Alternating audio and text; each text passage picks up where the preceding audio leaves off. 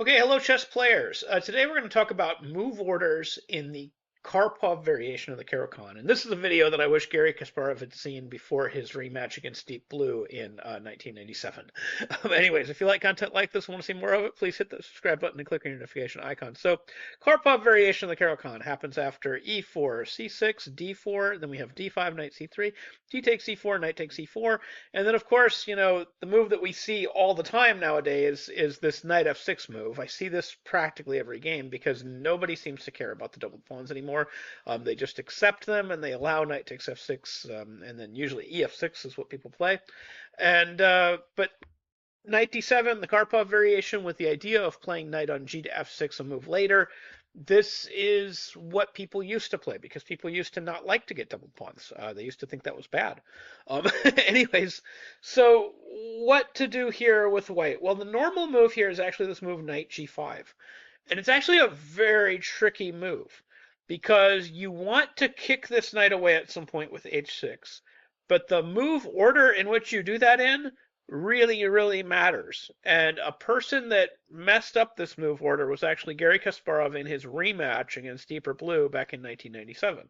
Now, it should be fairly obvious that h6 right away is a bad idea.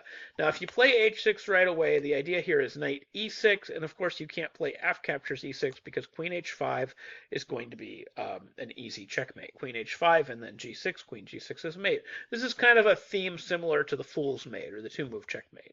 Now, of course, Gary Kasparov was familiar with the fool's mate, so he wasn't going to fall for that. Now, another idea after knight e6 is you can sort of try to play this position with something like queen a5 check or even queen b6. And now, if you're playing white, which exact move they choose to do this with actually kind of matters. I remember discussing this about move orders. In move orders, the tempo that you gain and the tempo that you lose actually kind of matters. And you have to ask yourself if those tempos that you gained or tempos that you lose matter. Now, queen b6, the best move objectively is knight takes f8, and then after knight takes f8, you can just play something like c3, bishop f5, knight e2. Is supposed to be slight edge white. That's best play objectively. But if they get the queen to b6 via queen a5, which some people do, because they think by coaxing this bishop to d2 that queen b6 is now more powerful because it is now hitting the pawn on b2 and the pawn on d4, which will be hanging once the knight on e6 moves. It is actually better for white not to move the knight on e6 because as it turns out, even though this bishop d2 to black might look like a tempo that hurts white because now the b2 pawn is undefended, it is actually a tempo that helps white because there's this really cool tactic.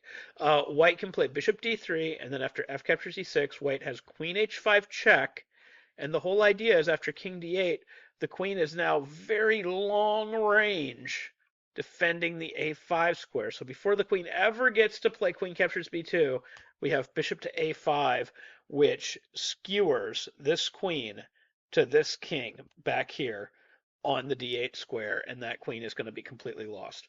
So that is the tactic that black has to watch out for if he plays this queen a5 check followed by queen b6, and that's the tactic you can take advantage of if he gets that particular move order wrong.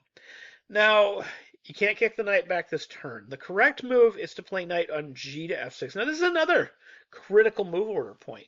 A lot of people, especially like I've met a lot of class players, like I knew somebody that thought he was an expert on the Caro-Kann. He really thought he was like the best Caro-Kann player ever. But he only had like a 1400 rating or whatever his rating was at the time. I don't actually remember. It was a very long time ago. But he told me, he said, oh, well, you can move either knight. And he said, actually, knight on d to f6 is really good. Okay, so no, it's not. Knight on d to f6 is known to theory to be kind of a bad move. Now, on the surface, you can say, well, of course it's bad. The knights step on each other. But of course, white's knights will be stepping on each other too. Like after you play knight on g to f6, white's knights will be stepping on each other. And now, of course, the black bishop has a clear path to develop. But unfortunately, it's just major advantage white if you do develop this bishop. So if you play, for example, bishop to g4, white is actually doing a-okay here. Like bishop to g4, you can just play h3, bishop takes f3, knight takes f3, and black has lost his bishop pair, and he still has his development problem. These knights are still stepping on each other. So you might be asking, why can't black just kick this knight? Like, why can't black just play h6 and kick the knight?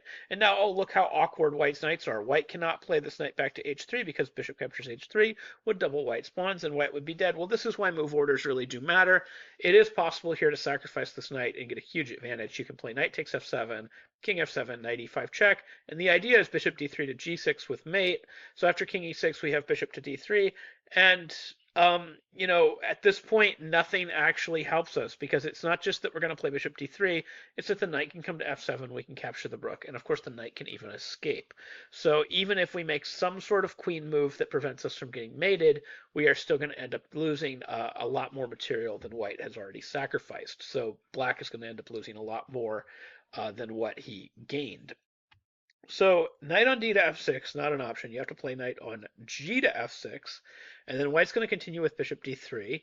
And then, of course, still we're meeting h6 with knight e6. So we have to play e6. And then we're going to have knight on 1 to f3. And here we still have to play one more move. We have to play bishop d6 before we can kick this knight with pawn to h6. And this is where Garry Kasparov made his mistake against Deeper Blue. Garry Kasparov played h6 before he played bishop d6, and these move orders really do matter. You do eventually want to kick that knight, but you just do not want to kick it yet, because if you have not played bishop d6, knight takes e6 is still very much on the table, because you have no clear way to develop your king side in case of fe6. Now, Garry tried queen e7 in his game against Deeper Blue. Didn't help him. After castles, you still can't play queen e6. You're going to have to play fe6 anyway.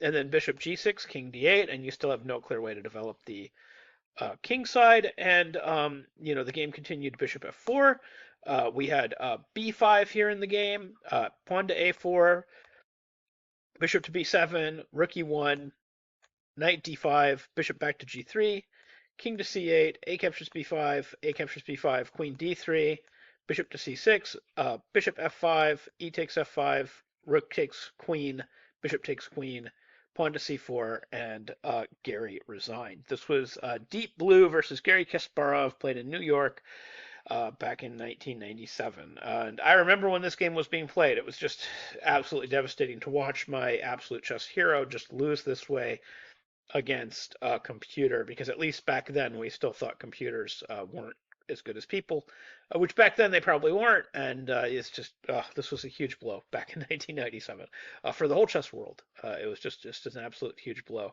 especially for Garry to lose this way, because it was just a move order thing, and a player of his level should have known that. Although he didn't normally play the Karpov variation of the Caro-Kann with black, so it was something that he was trying to sort of trick the computer. But again, that move order is very, very important. We do want to play this bishop d6 first, and then after queen e2, then only do we play h6. And now, of course, if they play knight takes e6, we can simply play fe6, and we can, of course, meet bishop g6 with king f8, and everything is fine, and black is doing okay. And of course, white's doing okay too, because we've managed to guard the e4 square enough times that the knight can now retreat to e4, and we're not going to have any weird development problems with the knights having to go back to awkward squares like h3. And white should have some sort of slight advantage in this position as well. And anyways, that's how to handle move orders in the Karpov variation of the Caro-Kann. Those are the pitfalls sort of for both sides, and what can go wrong.